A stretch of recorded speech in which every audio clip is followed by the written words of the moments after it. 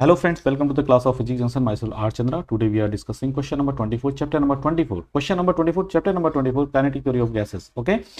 यानी कि क्वेश्चन भी वही नंबर का है, चैप्टर भी उसी नंबर का है, तो ये क्वेश्चन कुछ अच्छा लगता है मेरे को इसका मतलब। ओके, ठीक है, आगे चलते हैं। Oxygen is filled in a closed metal jar of volume 1 into 10⁻³ metre cube. Okay, तो एक ऑक्सीजन का एक जार है भाई, इधर हम देख लेते हैं। चलो, ये हमारे पास जार है, इसमें अभी हमने ऑक्सीजन भरी हुई है। वॉल्यूम इसका है V, और वॉल्यूम दे रखा V इज V1 मान लीजिए। Volume initial condition 1 into 10⁻³ metre cube, volume इतना है। प्रेशर कितना है? प्रेशर P1 मान लीजिए 1.5 इंटू 10⁵ पास्कल। ओके, टेम्परेचर उस टाइम पर कितना था? T1 is equal to 400 kelvin, ये मान लीजिए। द जार है स्मॉल लीकेज। ओके, जार में थोड़ा सा लीकेज हो रहा है यहाँ से, ठीक है, जिससे गैस बाहर आ रही है।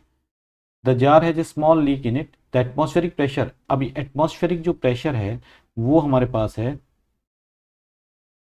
कितना है? P एटमॉस्फेरिक प्रेशर है हमारे पास 1.0 into 10⁵ pascal. Okay, and temperature कितना है? 300, एंड टेम्परेचर एटमॉस्फेयर का है 300 केल्विन।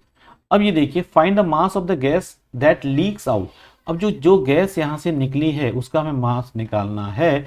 कब?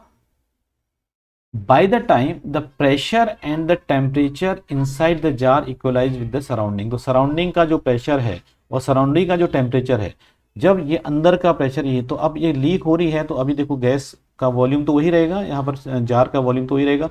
तो V2 इज इक्वल टू, वो भी 1 इंटू 10⁻³ रहेगा। V1 और V2 इक्वल हो जाएंगे, वो तो इक्वल ही रहेंगे, वॉल्यूम तो इक्वल ही रहेगा, अभी कंटेनर तो उतना ही रहा ना। और अब इस कंटेनर के अंदर का जो प्रेशर है वो pressure P2 is equal to बोल रहे हैं कितना हो जाएगा? सराउंडिंग के प्रेशर से। सराउंडिंग का प्रेशर कितना है? 1 इंटू 10⁵। ओके, टेम्परेचर सराउंडिंग के टेम्परेचर के अकॉर्डिंग हो जाए तो सराउंडिंग का T2 equal to 300 kelvin. Okay, now अब यहां पर क्वेश्चन ये उठता है, बोलता है कि कितना मास गैस का बाहर निकला। Find the mass of the gas. हमें क्वेश्चन यहां पर बोलता है मास ऑफ द गैस, जो बाहर निकला उसके बारे में बताइए।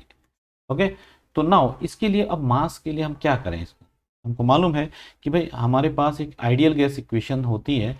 अगर मैं यहाँ पर लगाऊं फर्स्ट कंडीशन में, अब बाकी इसको मैं रफ कर देता हूँ, ठीक है, इसको मैं रफ कर देता हूँ, क्वेश्चन आपको थोड़ा समझ में आ गया होगा, क्योंकि लिखने के लिए जगह भी चाहिए ना।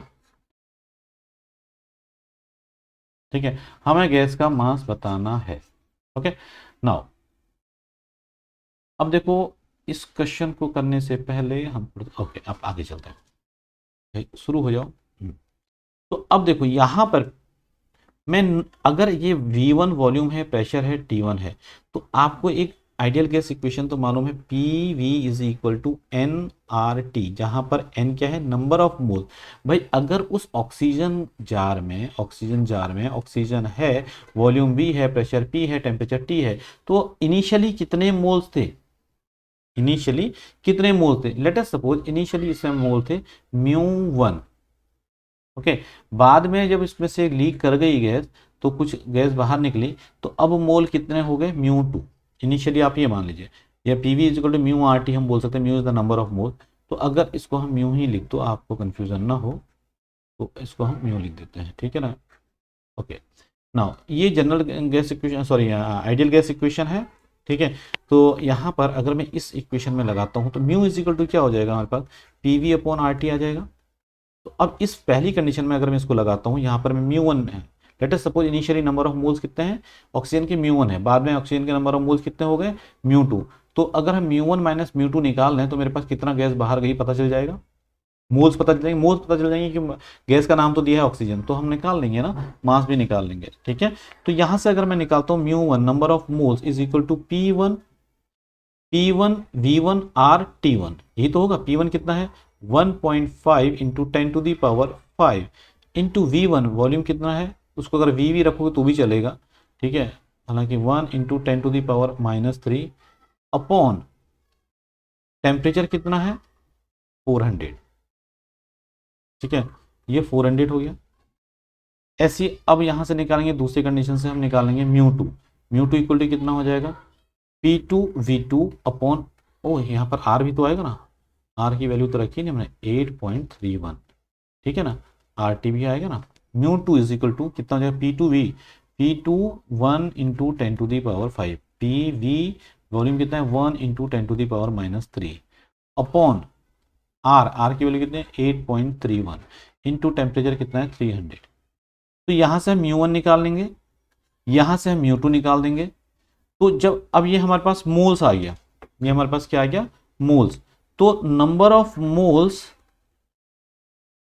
जो आउट हुए हैं, ठीक है, नंबर ऑफ मोल्स जो अपना लीक हुए हैं, लीक्स आउट, दीज आर, शुरू में मोल कितने थे μ1, अब मोल कितने हैं μ2।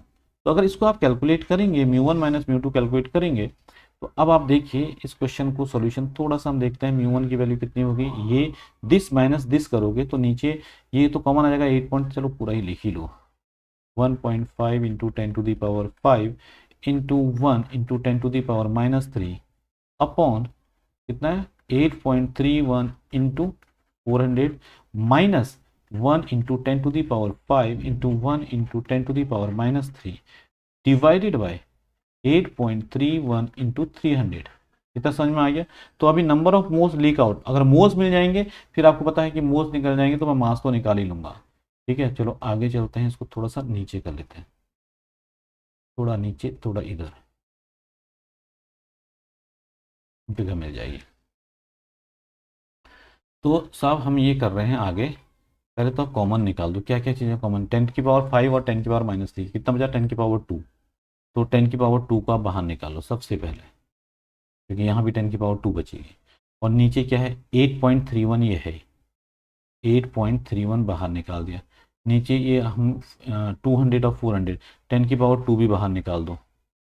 ठीक है, अब ऊपर क्या बच जाएगा 1.5 बच जाएगा, नीचे कितना बच जाएगा 4, ओके, माइनस इधर कितना बच जाएगा 1, नीचे कितना बच जाएगा 3, ये निकल गया। तो ये आ गया 10⁵2 ने 10⁵2 को कैंसिल आउट कर दिया। लो क्वेश्चन और अच्छा होते जा रहा है।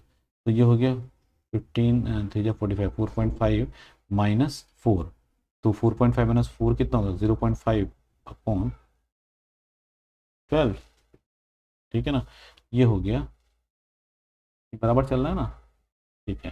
तो 1 अपॉन 8.31, ये कितना हो गया 4.5 माइनस 4 अपॉन 12, ठीक है।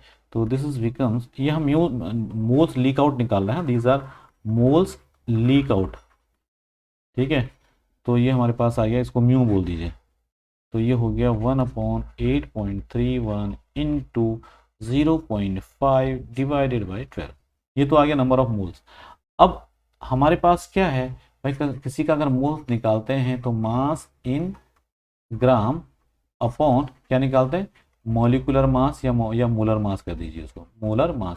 तो ऑक्सीजन के केस में अगर मैं बोलता हूँ म्यू हमारे पास दिया हुआ है, म्यू तो हमने निकाल दिया, म्यू को अगर तुम मोलर मास से, मास इन ग्राम अगर निकालना, म्यू को मोलर मास से मल्टीप्लाई कर दो, तो देयरफॉर लीक आउट